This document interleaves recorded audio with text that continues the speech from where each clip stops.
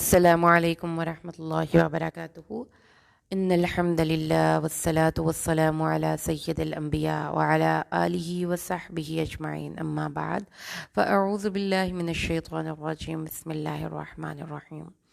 تربیت رمضان کورس کے حوالے سے ایک بہت امپورٹنٹ ٹاپک آج ہم انشاءاللہ ڈسکس کریں گے، اور وہ ہے رمضان المبارک کے فقہی مسائل، یعنی کہ روزے کب فرض ہوئے اور کب یہ ٹوٹ جاتے ہیں، اس کی قضا کیسے ہے، اور اس کی باقی جو احکام اور مسائل ہیں۔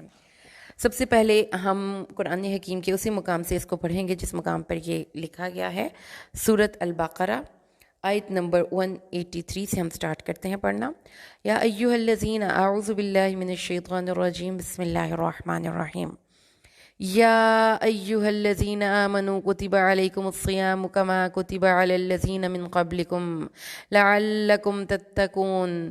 اے ایمان والو، تم پر روزے رکھنا فرض کیا گیا جیسا کہ تم سے پہلے لوگوں پر فرض کیا گیا تھا، تاکہ تم متقی اور پرہیزگار بن جاؤ۔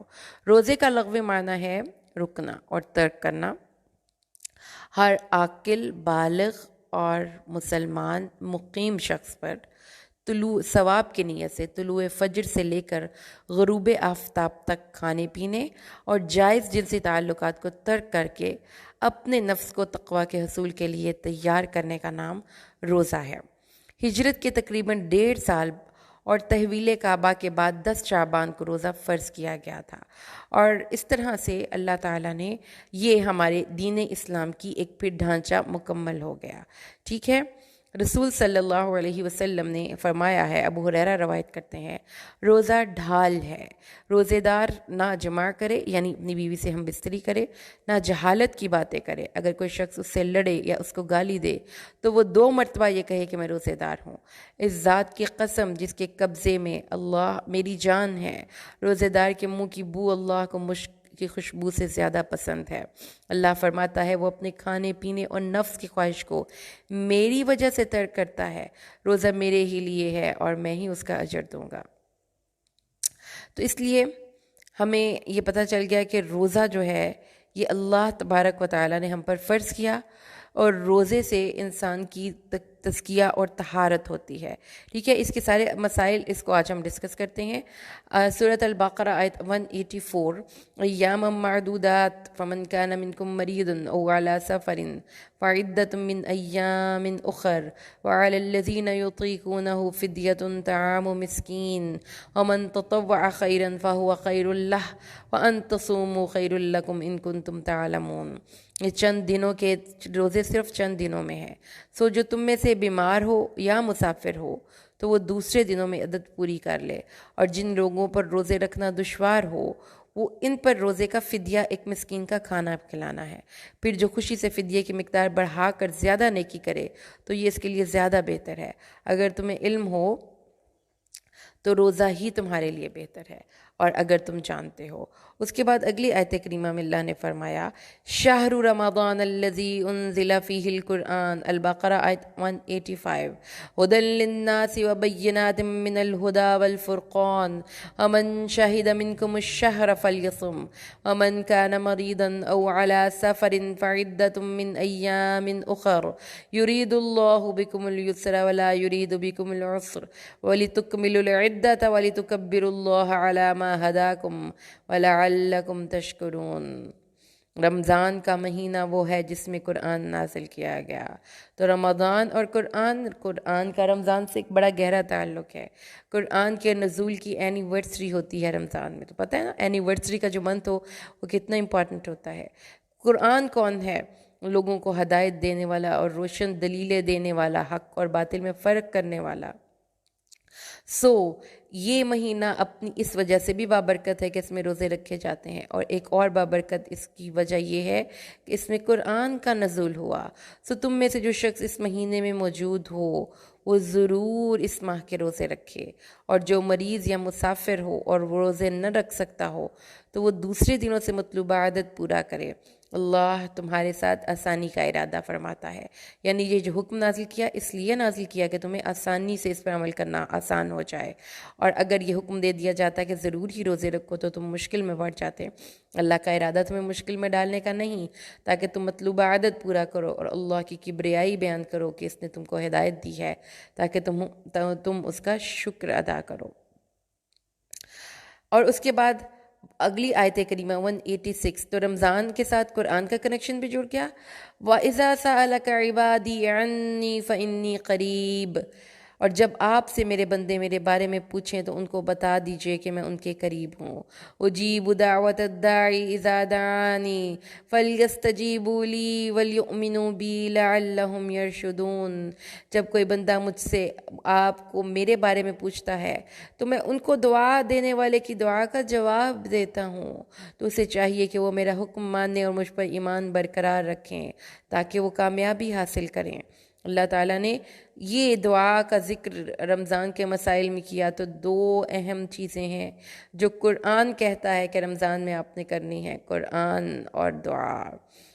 اُحِلَّ لَكُمْ لیلۃ 187 آیت کریمہ، اُحِلَّ لَكُمْ لیلۃ الصِّيَامِ الرَّفَثُ إِلَىٰ نِسَائِكُمْ، اُحِلَّ لَكُمْ لیلۃ الصِّيَامِ الرَّفَثُ إِلَىٰ نِسَائِكُمْ هن لباس لكم وأنتم لباس لهن علم الله أنكم كنتم تختانون أنفسكم فتاب عليكم وعفى عنكم فالآن باشروهن وابتغوا ما كتب الله لكم وكلوا واشربوا حتى يتبين لكم الخيط الأبيض من الخيط الأسود من الفجر ثم أتموا الصيام إلى الليل ولا تباشروهن وأنتم عاكفون في المساجد تلك حدود الله فلا تقربوها كذلك يبين الله آياته للناس لعلهم يتقون، تمہارے لیے روزے کی رات میں اپنی بیویوں کے پاس جانا حلال کر دیا گیا، وہ تمہارے لیے لباس ہیں اور تم ان کے لیے لباس ہو۔ اللہ کو علم ہے کہ تم اپنے نفسوں میں خیانت کرتے تھے، سو اللہ نے تمہاری توبہ قبول فرمائی اور تمہیں معاف فرما دیا، سو اب تم چاہو تو ان سے عمل زوجیت کرو اور جو اللہ نے تمہارے لیے مقدر کر دیا ہے اس کو طلب کرو اور کھاتے پیتے رہو، یہاں تک کہ فجر کا سفید دھاگا رات کے سیاہ دھاگے سے ممتاز ہو جائے، پھر روزے کو رات آنے تک پورا کرو، پھر جب تم مسجدوں میں معتکف ہو تو کسی وقت بھی اپنی بیویوں سے عمل زوجیت نہ کرو، یہ اللہ کی حدود ہیں، سو تم ان کے قریب بھی مت جانا۔ اللہ اسی طرح اپنی آیتیں لوگوں کے لیے بیان فرماتا ہے تاکہ وہ متقی بن جائیں۔ عبدالرحمن بن ابی لیلہ بیان کرتے ہیں کہ مسلمان ابتدا میں ہر ماہ میں 3 روزے رکھتے تھے، پھر رمضان کے روزے فرض ہو گئے جب کوئی شخص افطار کے وقت کھانا کھائے بغیر سو جاتا اور اگلے دن افطار تک کھانا نہیں کھا سکتا تھا، اگر وہ سو جاتا یا اس کی بیوی سو جاتی تو پھر وہ اسے عمل زوجیت نہیں کر سکتا تھا۔ انصار میں صرفہ بن مالک نام کا ایک بوڑھا شخص تھا، اس نے افطار کے وقت اپنی بیوی سے کہا کھانا لاؤ، بیوی نے کہا میں گرم کر کے لاتی ہوں، اتنی دیر میں اس کی آنکھ لگ گئی اور وہ سو گیا، اگلے دن بھوک سے اس کی حالت غیر ہو گئی تو یہ آیتیں نازل ہوئیں۔ دوسرا واقعہ یہ ہوا کہ حضرت عمر نے اپنی بیوی کو عمل زوجیت کے لیے بلایا، انہوں نے کہا میں تو سو کے اٹھ گئی ہوں۔ حضرت عمر نے یہ گمان کیا کہ یہ عورت بہانہ کر رہی ہے، انہوں نے ان سے اپنی خواہش پوری کر لی اور دونوں نے رات گزار لی تو اللہ نے آیتیں نازل کیں۔ اب اس کے علاوہ یہ ہمیں پتہ چل گیا کہ یہ چیزیں جو ہیں اللہ نے معاف کر دی ہیں، اب مرد اور عورت آپس میں عمل زوجیت کر سکتے ہیں۔ آیت کا اگلا حصہ یہ ہے کہ سفید دھاگے اور کالے دھاگے کا ممتاز ہو جائے۔ عدی بن حاتم بیان کرتے ہیں میں رسول صلی اللہ علیہ وسلم کی خدمت میں حاضر ہوا، آپ نے مجھے اسلام کی تعلیم دی اور ہر نماز کے وقت میں نماز پڑھنا سکھایا، پھر فرمایا جب رمضان آئے تو کھاتے پیتے رہنا حتیٰ کہ فجر کا سفید دھاگا رات کے سیاہ دھاگے سے ممتاز ہو جائے، پھر رات تک روزہ پورا کرنا۔ حضرت عدی کہتے ہیں میں نہ سمجھ سکا کالے اور سفید دھاگے سے کیا مراد ہے، میں نے فجر کے وقت تک ان دونوں دھاگوں کو نیچے رکھا اپنے پاس اور ان کو دیکھتا رہا، مجھے تو وہ ایک جیسے ہی دکھائی دیے، پھر میں رسول صلی اللہ علیہ وسلم کے پاس آیا اور میں نے کہا کہ آپ نے مجھے وصیت کی تھی وہ مجھے یاد ہے، لیکن سفید اور کالے دھاگے کا مطلب مجھے یاد نہیں۔ یہ سن کر آپ مسکرائے، گویا کہ ان کو معلوم ہو گیا کہ میں کیا کرتا رہا، میں نے ان دونوں دھاگوں کو بٹ لیا اور رات بھر ان کو دیکھتا رہا اور یہ تو مجھے ایک جیسے دکھائی دیے۔ آپ رسول صلی اللہ علیہ وسلم خوب ہنسے، حتیٰ کہ آپ کی داڑھیں دکھائی دیں۔ آپ نے فرمایا تم نے فجر کا لفظ نہیں دیکھا تھا، میں نے تمہیں فجر کا لفظ نہیں کہا تھا؟ اس سے مراد رات کی سیاہی اور دن کی سفیدی ہے۔ سحر میں سیاہی شب سے سپیدہ سحر کا نمودار ہو جانا، یہ ہے سفید دھاگا رات کے دھاگے سے علیحدہ ہو جاتا ہے۔ تو رسول صلی اللہ علیہ وسلم نے یہ بتایا ہے کہ سحری کھانے کا اس میں تاکید ہے کہ سحری کھانی ہے اور بالکل اذان سے پہلے کھانی ہے، یعنی جب صبح صادق جو ہے طلوع ہونے والی ہو، صبح کاذب جو ہوتی ہے اور ایک صبح صادق ہوتی ہے، صبح صادق طلوع ہونے والی ہو تو اس وقت تک آپ کھا سکتے ہیں۔ رسول صلی اللہ علیہ وسلم نے فرمایا ہے اگر تم میں سے کوئی شخص سحری کھا رہا ہو اور اذان کی آواز آ جائے تو فوراً اپنی حاجت فوراً چھوڑنا دے بلکہ اپنی حاجت پوری کر لے، ٹھیک ہے۔ اس کے بعد رمضان میں حضرت بلال رات کے وقت اذان دیتے تھے تاکہ سحری کرنے والے جاگ اٹھیں اور جس نے تہجد پڑھنی ہو وہ اٹھ کر تہجد پڑھ لے، اور حضرت عبداللہ ابن ام مکتوم فجر کی اذان دیتے تھے، صبح طلوع فجر کے وقت۔ رسول صلی اللہ علیہ وسلم نے حضرت ابن ام مکتوم کی اذان کو سحر کی انتہا قرار دیا، اور اس طرح سے کہ جب تم اپنی یہ ہو گیا۔ اب ہم اس کو ذرا نمبرنگ میں بات کو سمجھ لیں تاکہ ہمیں یہ سمجھنا آسان ہو جائے کہ کس طریقے سے ہمیں رمضان کے ان فقہی مسائل کو لے کر چلنا ہے، کیونکہ یہ بہت امپورٹنٹ ٹاپک ہے، اس لیے ہمیں اس چیز کے حوالے سے کافی ڈیٹیل میں انفارمیشن اور نالج ہونا چاہیے۔ جی، سب سے پہلے آپ کو پتہ ہونا چاہیے کہ یہ ہمیں پتہ چل گیا کہ طلوع فجر سے غروب، نمبر پہلی بات، طلوع فجر سے غروب آفتاب تک روزہ کھانے سے رکنا ہے، یعنی کہ روزہ جو آپ نے بھوک پیاس برداشت کرنی ہے وہ سورج کے ٹائم کی ہے، ٹھیک ہے۔ سورج طلوع ہوگا تو بھوک شروع ہو جائے گی، سورج غروب ہوگا تو بھوک ختم ہو جائے گی۔ اور اس کے بعد نیت بھی ضروری ہے، رمضان کے روزوں کی رات کو نیت آپ نے ضروری کرنی ہے۔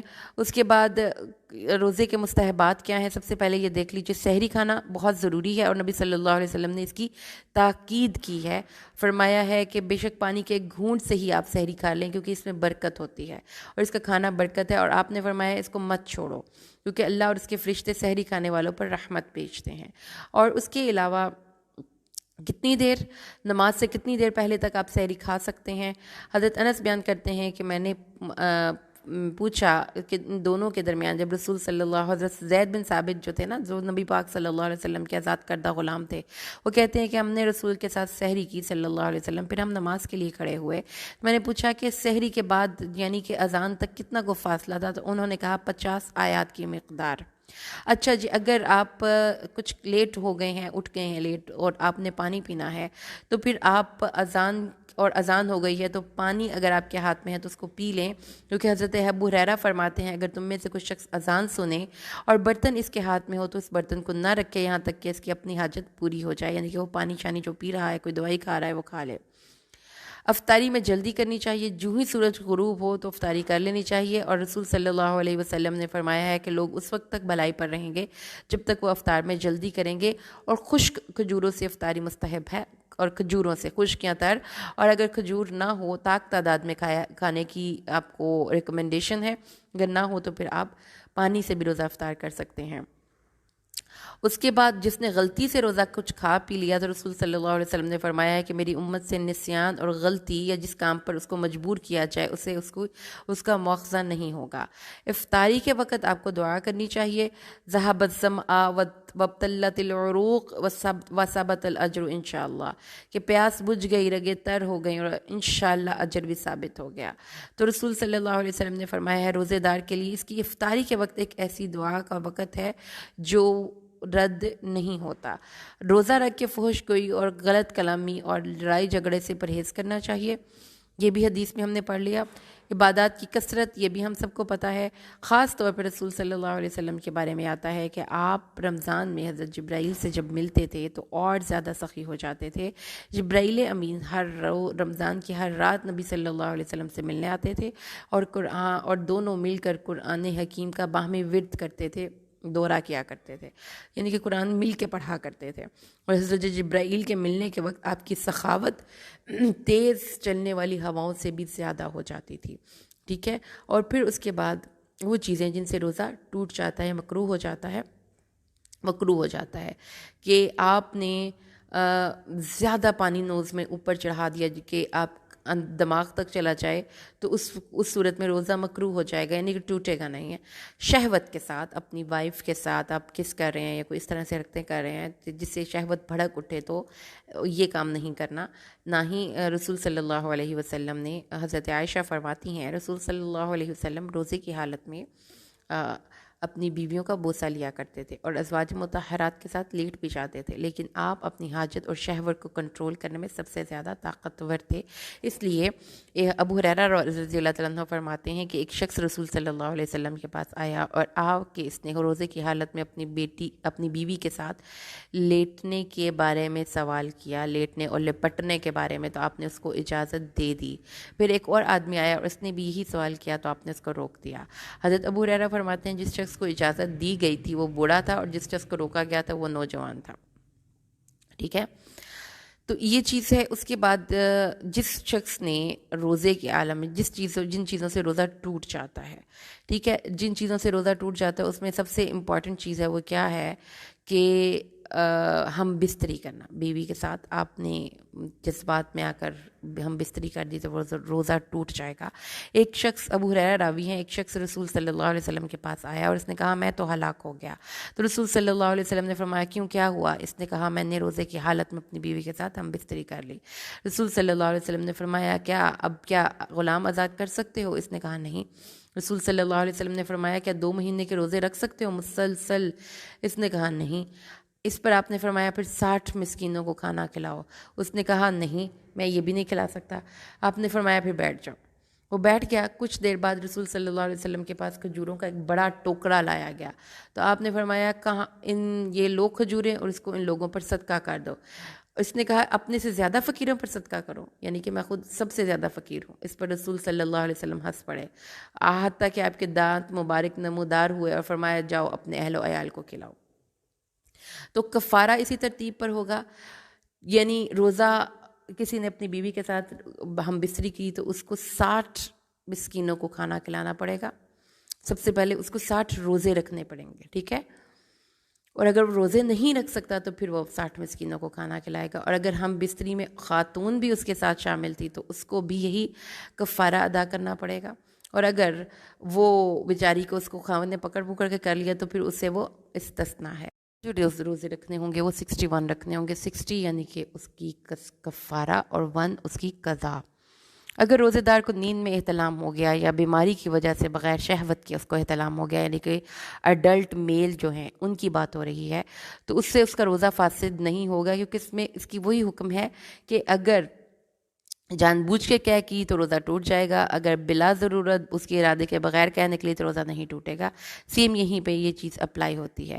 اگر اس نے صبح کی نماز سے پہلے اپنی بیوی سے ہم بستری کی اور اس کو احتلام ہو گیا تو اس کا روزہ ہو جائے گا، اور اس صبح کی نماز پانے کے لیے اس کو غسل درکار ہے، کیونکہ حضرت عائشہ فرماتی ہیں کہ رسول صلی اللہ علیہ وسلم پر صبح ہو جاتی تھی اس حال میں کہ آپ حالت جنابت میں ہوتے تھے، پھر آپ روزہ رکھ لیا ہوتا تھا آپ نے تو اس کے بعد آپ غسل فرماتے تھے، ٹھیک ہے۔ تو اس طرح سے بھی روزہ ہو سکتا ہے، یعنی کہ اگر آپ نے ضروری نہانا ہے تو آپ کو سحری بھی بنانی ہے تو آپ سحری بنا کے بھی نہا سکتے ہیں، اور نہا کے سحری بنا کے روزہ رکھ کے اس کے بعد آپ نماز پڑھ سکتے ہیں۔ اس کے علاوہ وہ چیزیں جن سے روزہ نہیں ٹوٹتا، ٹھیک ہے، یعنی کہ جو ہمارے معاشرے میں ہے کہ سرما لگانے سے، آنکھ اور کان میں دوائی ڈالنے سے روزہ نہیں ٹوٹتا، کیونکہ ایسی کوئی حدیث میں دلیل نہیں کہ ان چیزوں سے روزہ ٹوٹتا ہو، اس لیے کہ آنکھ اور کان عموماً کھانے اور پینے کا ذریعہ نہیں ہے، اور ناک اور کان میں دوائی کے قطرے کا بھی یہی حکم ہے۔ ہاں یہ ضرور ہے کہ رسول صلی اللہ علیہ وسلم نے ناک میں زیادہ پانی ڈالنے سے منع کیا ہے۔ انجیکشن لگانے سے بھی روزہ نہیں ٹوٹتا، ہاں وہ انجیکشن جو انسان کی کو پاور دے، غذائی ضرورت کو پورا کرے، جیسے کہ ڈرپس وغیرہ ہے، وہ نہیں لگانی۔ بیماری کی وجہ سے اگر آپ کو بحالت مجبوری کو انجیکشن لگوانا پڑ جائے تو آپ لگوا لیں، اس سے روزہ فاسد نہیں ہوتا، لیکن چونکہ آپ مریض کے حکم میں ہیں تو آپ روزہ اس کو کھول سکتے ہیں، اور بعد میں آپ کو اس کا ایک بدل دینا ہوگا روزے کا، ٹھیک ہے۔ اس کے علاوہ ایک اور چیز ہے، اور وہ یہ ہے کہ جو روزہ رکھ ہی نہیں سکتا، ایک اور چیز دیکھ لیجیے سب سے پہلے کہ سگریٹ پینے سے اور اس سے بھی آپ کا روزہ ٹوٹ جاتا ہے. سگریٹ وغیرہ نہیں پینا روزہ رکھ کے, ٹھیک ہے. اچھا, اس کے علاوہ جو لوگ روزہ نہیں رکھ سکتے مستقل بیمار ہونے کی وجہ سے, تو ان کو رمضان سے پہلے اپنے روزوں کا کفارہ دے دینا چاہیے. اگر وہ رمضان سے پہلے نہیں دے سکتے تو وہ پھر پورا کفارہ صدقہ فطر کے ساتھ ہی دے دیں, تاکہ کسی غریب کی عید اچھی گزر جائے, ٹھیک ہے. اور اس کے علاوہ ایک اور چیز ہے, اور وہ کیا ہے کہ وہ کفارہ کیا ہوگا. وہ کفارہ ایک مسکین کو ایک وقت کا کھانا کھلانا ہوگا, وہ جو آپ خود کھاتے ہیں. اور جو عورتیں ہیں جو دودھ پلاتی ہیں اپنے بچوں کو, یا جو اپنی عورتیں حاملہ ہیں, وہ بھی روزوں کو چھوڑ دیں اور اس کے بعد وہ روزوں کی قضا ادا کریں. اگر کسی عورت کو حیض یا نفاس کا خون آ جائے, خواہ وہ سورج غروب ہونے کے بالکل قریب ہی کیوں نہ آیا ہو, تو بھی اس کا روزہ ٹوٹ جائے گا اور اس پر اس روزے کی قضا واجب ہے. اور اس کے علاوہ جو حجامہ کرواتے ہیں وہ بھی آپ کروا سکتے ہیں, کپنگ ٹریٹمنٹس, پوچھنے لگوانا اس کو کہتے تھے حدیث میں, تو اس سے بھی آپ اس سے بھی روزہ نہیں ٹوٹتا. رمضان میں جو اعتکاف کے اور لیلۃ القدر کے مسائل ہیں انشاءاللہ وہ ہم مزید ڈسکس کریں گے. اور یہ چیزیں میں رکھیے کہ ہمیں رمضان کے روزوں کے بارے میں مکمل طور پر علم ہونا چاہیے. اور وہ عورتیں جن کو حیض کی وجہ سے چھٹے 6 دن تک ان کو روزہ چھوڑنا ہو, اور اگر درمیان میں خون رک جائے تو کیا وہ نہا کر روزہ رکھ سکتی ہیں؟ اگر وہ بالکل نیٹ ہیں تو رکھ سکتی ہیں, لیکن پھر اگر دوبارہ خون جاری ہوگا تو اس کو دوبارہ نہانا پڑے گا, ٹھیک ہے. اور دوبارہ غسل کر کے دوبارہ اس کو روزہ رکھنا پڑے گا. جو روزہ اس نے رکھا اور جس دوران اس کو کوئی بھی اس طرح سے نہیں فیل آئی تو اس کا وہ روزہ ہو جائے گا. تو اللہ سے دعا کرتے ہیں کہ جو اللہ تعالیٰ نے توفیق دی وہ اب تک اللہ کے قرآن اور اس کی حدیث کا پیغام پہنچا دیا. اللہ تعالیٰ سے دعا کریں اللہ تبارک و تعالیٰ ہمارے رمضان کے روزوں کو مکمل طور پر اپنی دربار میں قبول فرمائے, اور اس میں جتنے بھی مسائل ہیں اس کو سمجھنے کا ہمیں توفیق دے. السلام علیکم ورحمۃ اللہ وبرکاتہ.